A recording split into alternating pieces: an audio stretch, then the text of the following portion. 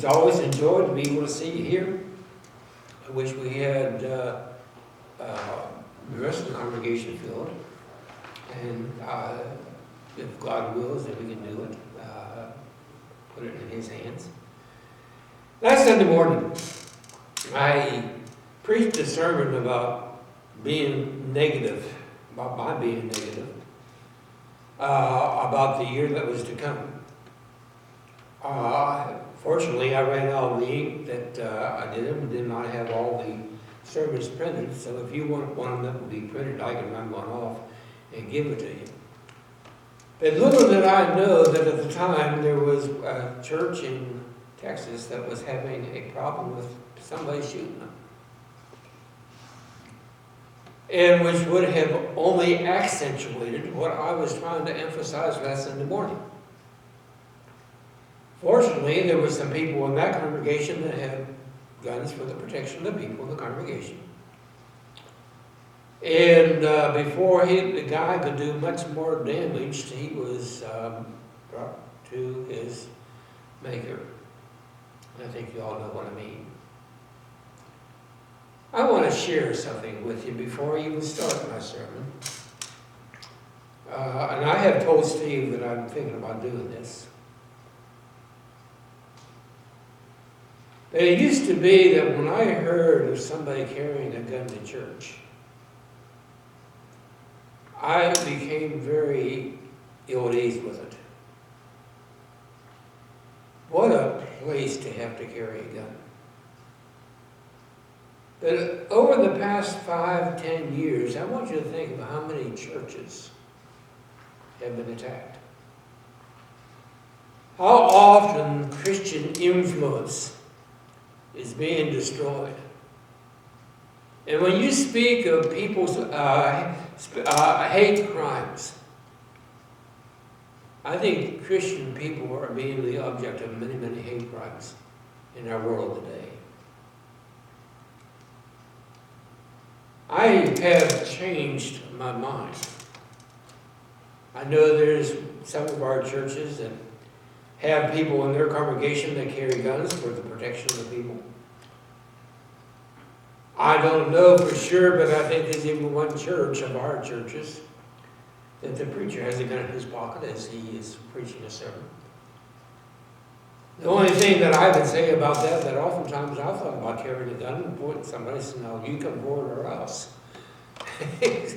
Except Christ. But I want to say that when Christ was arrested in the Garden of Gethsemane, Peter took out a sword and he cut off the ear of the servant of the high priest. The weapon of choice in the days of Jesus Christ was in their assembly. And I'm sure for their protection.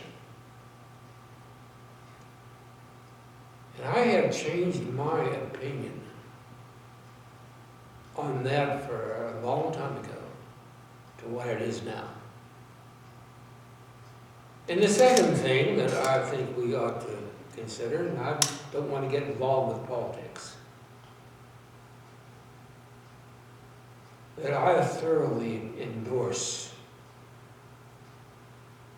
the taking out of the Iranian leader that was so responsible for so many deaths of our soldier boys.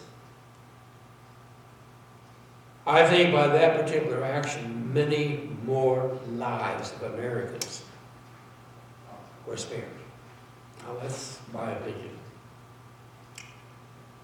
But I want to continue to look at what's going on in the world. What is our responsibility? What do we as Christians do?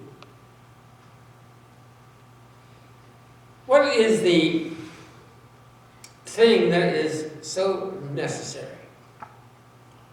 I have written down about 5 or 6 different things down through that I'm going to be following the next month or so of what we need to do. And if you notice my passages that I've chosen, I used Esther as a theme. where Mordecai told her that who knows that maybe you have come into the kingdom for such a time as this. And maybe you have come into the responsibility with the church in Hollow for such a time as this.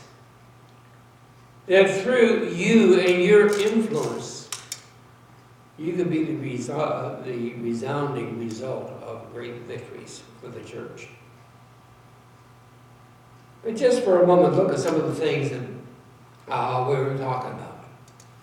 The people of Israel were a great number of people. Their history began with Abraham. And through the patriarchs during that particular time, until the time of Jacob. Jacob had 12 sons, one of whom was Joseph, and it was his favorite. Steve is my favorite son. That is, you think about that, the other sons got jealous. And at the opportune time, they sold Joseph into slavery. I'm trying to make this as short as possible. They took his coat of many colors and ripped it apart and dipped it in animal blood. Took it to his father and told him, Jacob, that Joseph had been killed by a wild animal.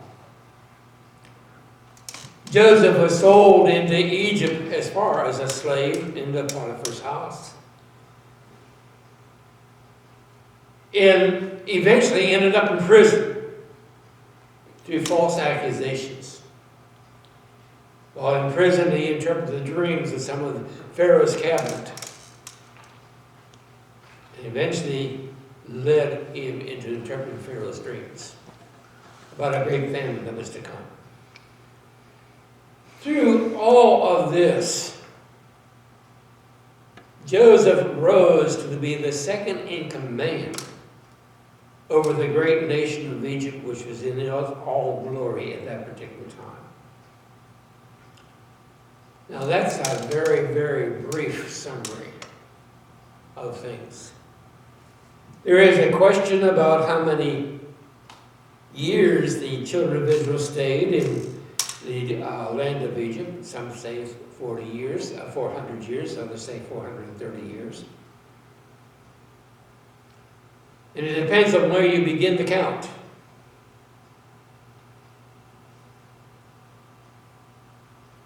And there were 70 that went down into Egypt. Some say 74. And they grew to be a great number of people. That when they had the Exodus and the freedom to go and do what they wanted, there were several million of those people that exited Egypt. But during that time, there was a Pharaoh that arose that did not know of Joseph. Had no respect for Joseph. And the people of Israel became the slaves and were responsible for building a couple of cities and many of the pyramids that you find in Egypt right now.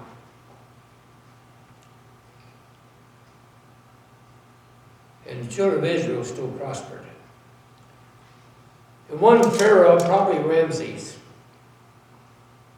looked at the children of Israel and says, they have multiplied to the point that they are stronger than we are. They have more people than what we do, and therefore we have to control their population.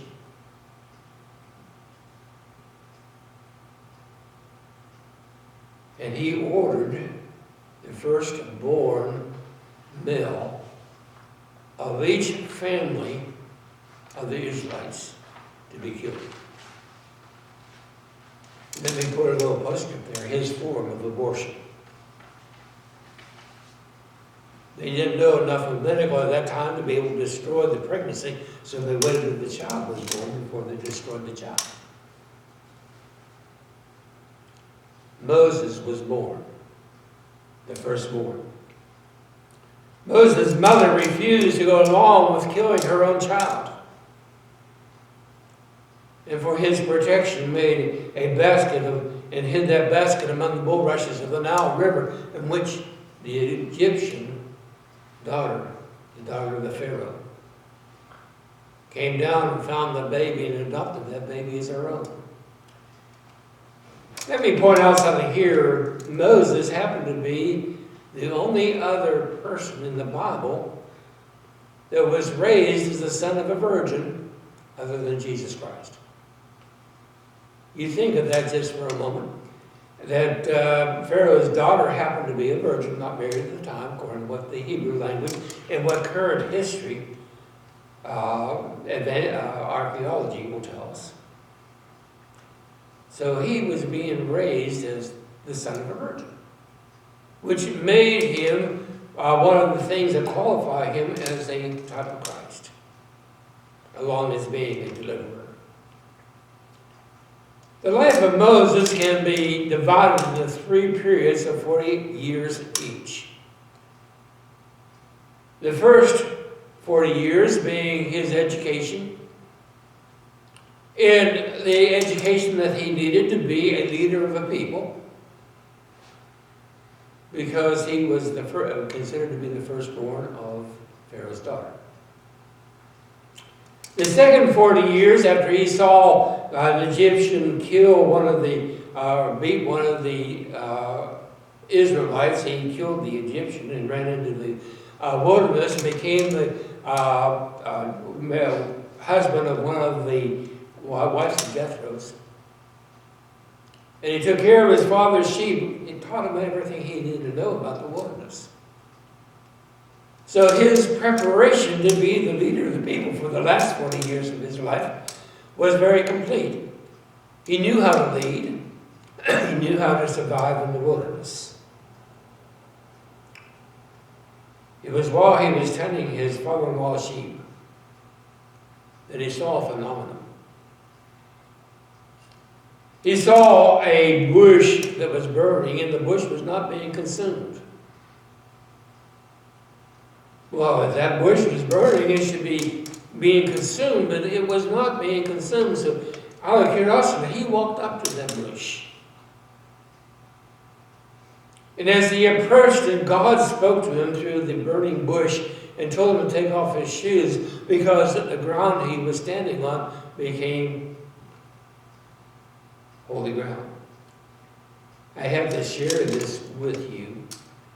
I had a friend by the name of Don Bullock that I went to college with, and had several times stayed at his home when I attended the Cincinnati Bible College seminars. And Don was telling me about a church in Missouri that he was well aware of. That if you went to that particular church, you had to take your shoes off at the entrance of the church, because they considered the sanctuary of the church holy ground. And I thought to myself, the way my feet stink at times, you don't want me to do that. But the thing God told us is, Moses, I want you to go deliver my people. I've heard their cry. I want you to go deliver my people. And during this conversation in the 3rd and 4th chapter of the book of Exodus, Moses offered 4 different excuses.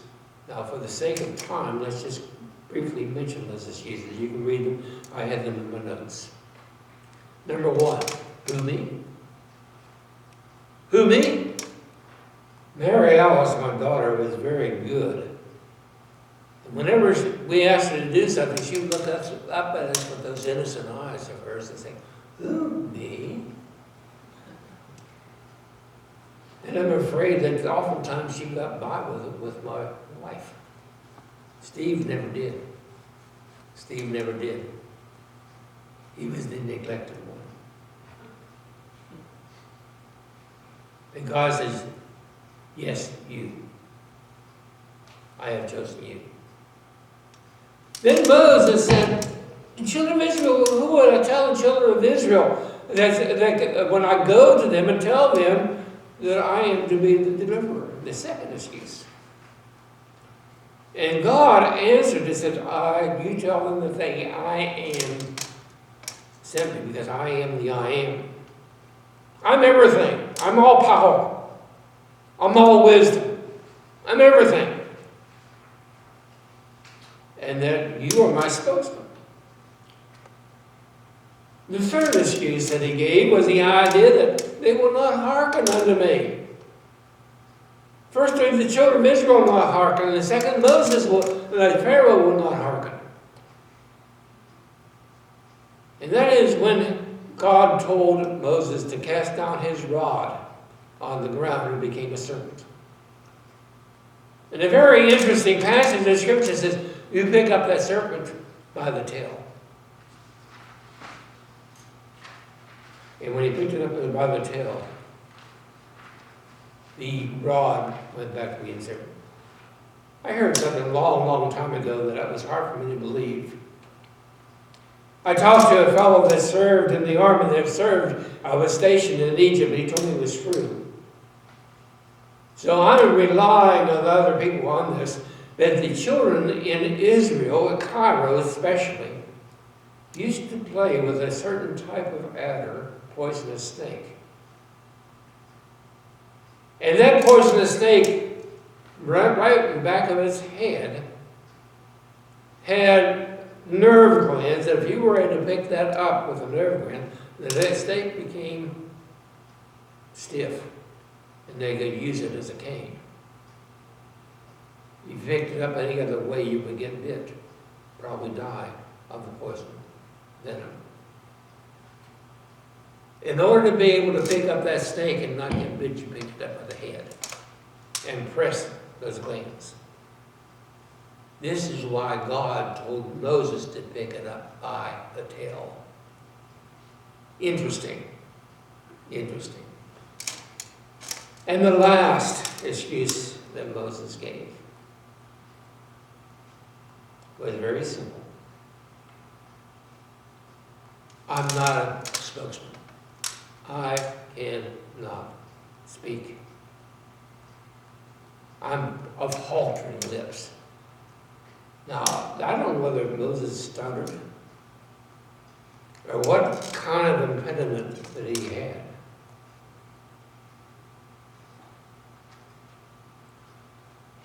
That as I look at this, God became very angry and told him, you use Aaron, your brother, as your spokesman. And this is why Aaron became the first high priest of the children of Israel. But the point I want to make with all these excuses is God does not accept excuse.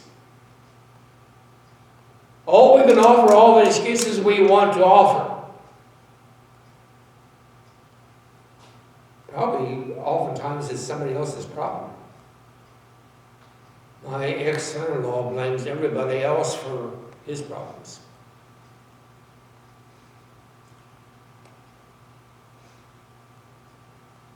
Esther. Already referred to her. But in order to be able to save the children of Israel from the death penalty that was there for them to go through, she went in to plead for the children of Israel when she thought to herself, if I die, I die. And she took a deep breath and said, I'm going to do what is necessary to save the people. I'm very much interested in the idea of the parable that Jesus told about the people, the great wedding feast that was to take place, and the people that were invited began to offer excuses. I married a wife. I bought a piece of land. I bought some oxen, and I need to take care of them. They were not invited to the wedding feast, but they were servants of the Lord, went out in the highways and byways and brought people into the wedding feast. I think of Isaiah when he heard the story of of being called. He saw the great throne room of God.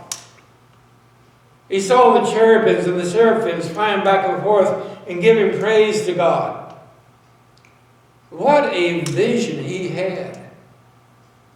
Then he heard God cry out from the throne, "Who will go and do the bidding, my bidding? Who will go and speak for me?"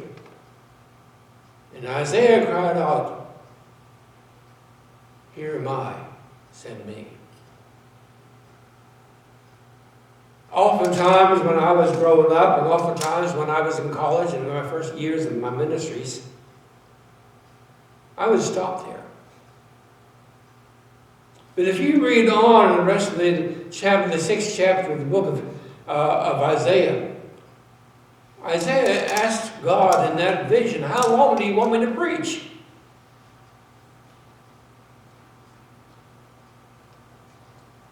And God's answer, "Until the cities lay wasted, until there's nobody else to preach to."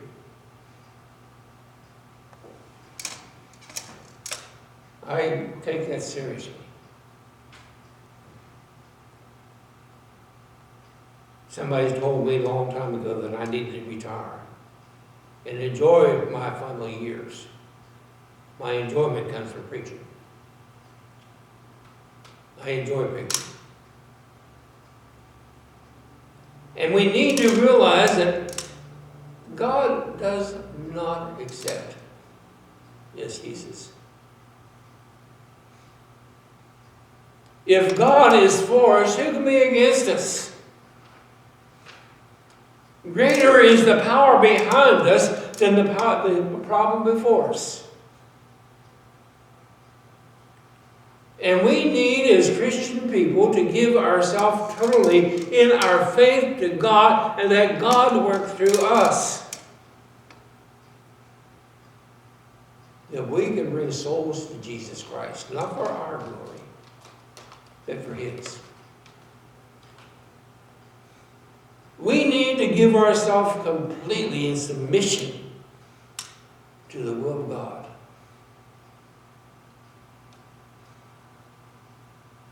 That we as Christians might become the light of the world. I am afraid to say that I've listened to some of the preachers of this area, our preachers. I had a couple come to see me when I was in the hospital. In fact, I've had to help ask Steve and Ruth if they were there, because I kind of remembered that they were, but I wasn't sure. But a lot of our churches are having problems. And part of the problems is we offer excuses rather than walk by faith.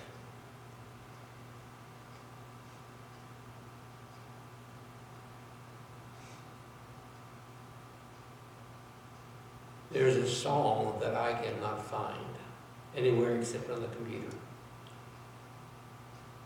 There's a place for every worker in the vineyard of the Lord. Many, many years ago, I had a friend. His name was Bill Sayre. But he was an Abraham Lincoln lookalike. He wore elevated shoes to be able to get to that 6'3" position. He had an artificial mold that he put on his face. He dyed his hair black, wore a top hat and colored tails. He would enter contests all through the state of Kentucky and come back either first or second as an Abraham Lincoln lookalike. I never will forget the time that I was down in Corbin, Kentucky preaching. And I made an arrangement with Bill to come and speak to the congregation as he would for Abraham Lincoln. And I began to announce that we're having a very special speaker on such and such a date. I'm a great American, but I wasn't going to tell the name on it. And I can remember the day that he came. Chester Reese, good guy, good Christian man, was sitting in the front. And I said, we're real happy this morning to have with us Abraham Lincoln. I'm going to show you what Chester Reese did. Chester Reese threw up his head and started to laugh. Bill walked out on the side of the church to be able to give his message. This was Chester Reese. Ha, ha, ha, ha. He did that. But the reason I brought Bill up is Bill had a brother who worked with the Gilead Chapel when the Gilead Chapel existed in New York City. My brother was the head of the Gilead Chapel for many, many years. Elmer Cowell started. My brother worked with it for many years. And Bill's brother was one that could not talk to anybody. He would go out to visit in the community, he'd knock on the door, and when the person opened the door, he got stage fright. He could not talk. But yet, he did more for the spreading of the gospel of Jesus Christ than any other in New York City, in Long Island, than any other person ever did. He ran a print shop.